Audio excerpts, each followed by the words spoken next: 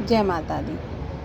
आज हम अपनी बात करेंगे अपने घर में किचन में होने वाले जो यूज होते हैं हमारे घर में मसाले, और हम आसानी से उन्हें अपनी छत पर कैसे लगा सकते हैं और बिल्कुल सरल तरीके से। उनके साथ आपको ज़्यादा मेहनत भी नहीं करनी पड़ेगी, और हम जो केमिकल वाली चीज़ें खाते हैं, जो केमिकल वाले मसाले घर पर खाते हैं, अगर उनमें से कुछ अगर हम अपने घर पे ग्रो कर लेंगे तो क्या होगा कि हमें केमिकल से कुछ तो राहत मिलेगी। साथ में हमें ताज़ी भी जो मसाले हैं वो हार्वेस्ट करने के लिए मिलेंगे, और हम अपनी हेल्थ का ध्यान भी रख सकते हैं।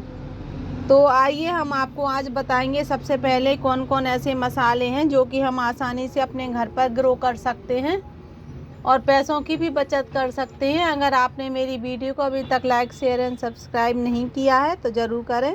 साथ में बेल आइकन भी प्रेस करें जिससे कि आने वाली नोटिफिकेशन आपको मिलती रहे। सबसे पहला हमारा प्लांट है इलायची का प्लांट। आप देखिए, ये आप आसानी से अपने घर पर ग्रो कर सकते हैं। इलायची का प्लांट अगर आप सीड से ग्रो करना चाहते हैं तो जो मार्केट में इलायची के सीड मिलते हैं उनसे ग्रो नहीं होता है, क्योंकि उनका ऑयल निकाल लिया जाता है और जब वो गीली रहती हैं तभी उन्हें मशीनों द्वारा सुखा दिया जाता है, जिसकी वजह से उसमें जो प्लांट हैं वो नहीं आते हैं। अगर आपको उसके ताज़े अगर सीड मिल जाए तो आप उससे ग्रो कीजिए, वरना आप पास की कोई नर्सरी में जाकर उधर से इलायची के प्लांट ले आइए। बिल्कुल इजी तरीके से मिल जाते हैं उन नर्सरियों में भी, और काफ़ी महंगे भी नहीं आते हैं। 100-150 में इसका प्लांट आ जाता है और काफ़ी ग्रो भी करता है, और काफ़ी इसमें हमें हार्वेस्टिंग भी करने के लिए मिलती है और इजी तरीके से लग जाता है। साथ में हम आपको सभी प्लांट्स के बारे में बताएंगे कि इन्हें हम किस मौसम में कैसी जगह लगाएं कि जिनसे उन्हें हमें हार्वेस्टिंग ज़्यादा मिले। तो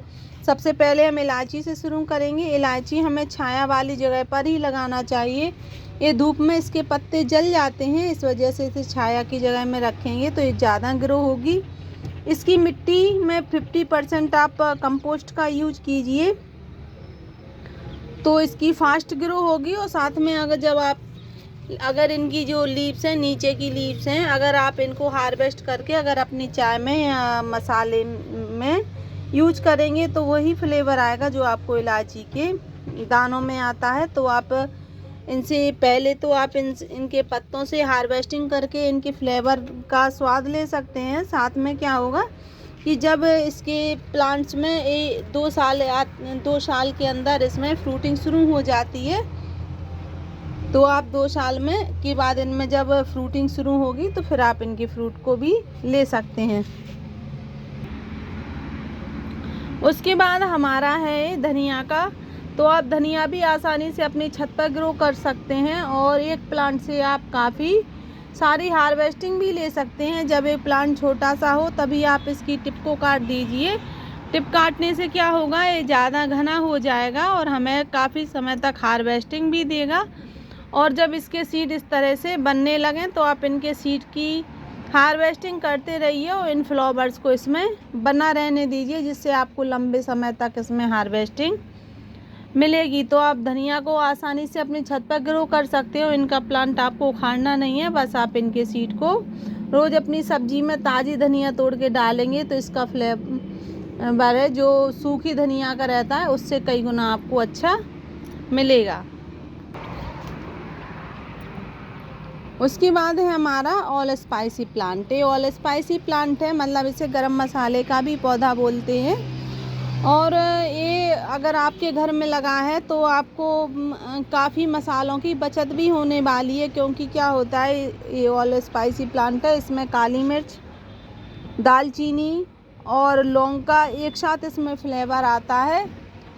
तो आप और जायफल का भी इसमें जब आप इनकी पत्तियों को तोड़ेंगे और इनको अगर तोड़ के इन्हें मसलेंगे तो इनमें आपको सभी पत्तियों का, सभी जो मसाले हैं उनका फ्लेवर आएगा। आप तड़के में अगर इनके 2 पत्ते डाल देंगे तो बाकी आपको और मसालों की ज़रूरत नहीं रहेगी। इसी तरीके से नर्सरी में मिल जाता है। और जब ये आपका इस तरह से लंबा हो जाए तो आप क्या करें कि इसकी टिप इस तरीके से हटा दीजिए। टिप हटाने से क्या होगा, ये ज़्यादा घना हो जाएगा और हमें काफ़ी समय तक इसकी पत्तियां हैं जो काफ़ी समय तक हमें हार्वेस्टिंग करने के लिए मिलेंगी। तो आप इस तरह से, और इसकी मिट्टी आपको बिल्कुल सॉफ्ट बनानी है, लेकिन इसकी मिट्टी में ज़्यादा पानी नहीं देना पड़ता है, क्योंकि ज़्यादा मिट्टी में पानी देने से इसकी गल जाता है। इस वजह से इसको आप तभी पानी दें जब इसकी मिट्टी बिल्कुल ऊपर से ड्राई हो जाए।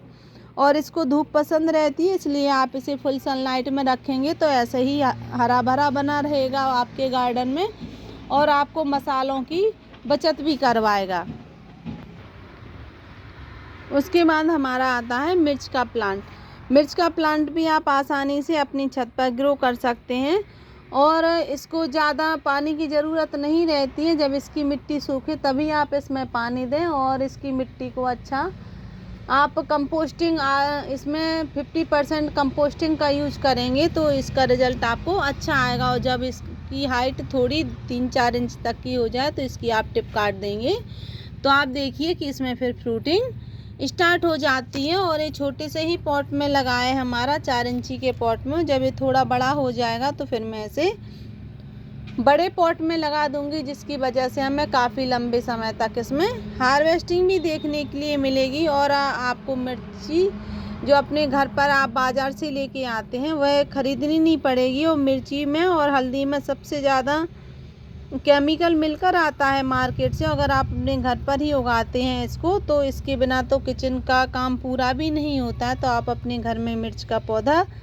आसानी से ग्रो कर सकते हैं। और इसमें आप केवल लिक्विड कंपोस्ट का ही यूज करते रहेंगे। एक बार आप इसकी मिट्टी अच्छी बना लीजिए, फिर आप इसमें अगर लिक्विड कंपोस्ट का ही यूज़ करते रहेंगे हर 15 दिन में, तो भी यह भरपूर मात्रा में आपको फ्रूटिंग देता रहेगा।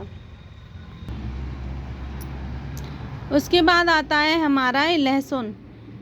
कई घर ऐसे हैं जिनमें लहसुन और प्याज के बिना तो किसी घर में सब्जी बनती ही नहीं है। बहुत सारे लोग ऐसे हैं जिनके घर में लहसुन और प्याज रोज़ ही बनती है। तो आप क्या करें कि अगर लहसुन आपके घर में खाया जाता है तो आप इनकी पत्तियों को, जब इसकी पत्तियां थोड़ी बड़ी हो जाएं तो इन्हें हार्वेस्ट करके जब अपनी सब्जी पक जाए उसके बाद इसमें डालेंगे, तो आपको उसमें लहसुन का फ्लेवर बहुत अच्छा आएगा। और वही आपको बेनिफिट देगा जो आप बाज़ार से लाई लहसुन के फल से लेते हैं।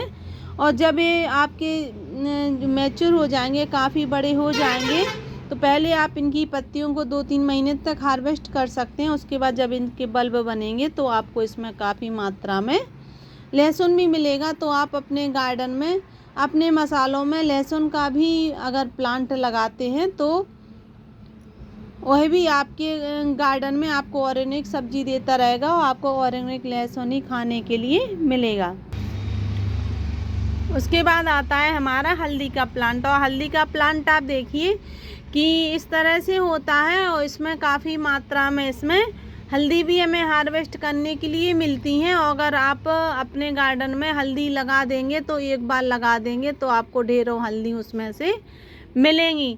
और आप इसको अपनी किसी भी आप धूप वाली जगह में, जहां आपके गार्डन में सबसे ज़्यादा, यहाँ छत पर सबसे ज़्यादा धूप आती है, उधर लगा दीजिए।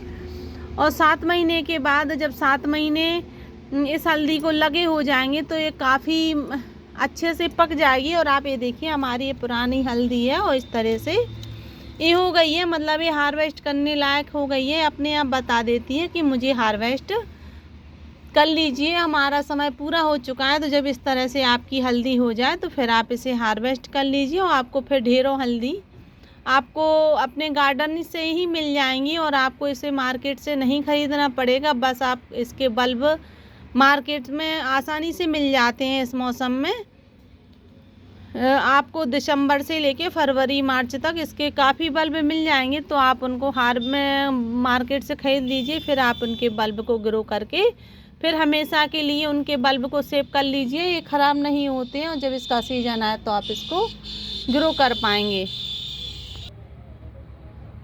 उसके बाद है हमारा सौंफ। देखिए हमने सौंफ के सीड इधर उधर डाल दिए थे, तो इस तरह से होते हैं सौंफ के सीड। तो आप इस तरह से उसे सौंफ के सीड को अपने किसी भी ग्रो बैग में लगा दीजिए इस तरह से। और इसमें काफ़ी मात्रा में जब आपको पहले तो इनकी आप पत्तियों को हार्वेस्ट करते रहिए, फिर उसके बाद जब इसमें सीड आए तो आप उनको भी, अगर अपने किचन में के लिए अगर आपको ज़्यादा मात्रा में अगर आपको सौंफ चाहिए तो फिर आप ज़्यादा मात्रा में लगा दीजिए और अपने घर में ही आपको काफ़ी मात्रा में आपको सौंफ खाने के लिए मिलेगी।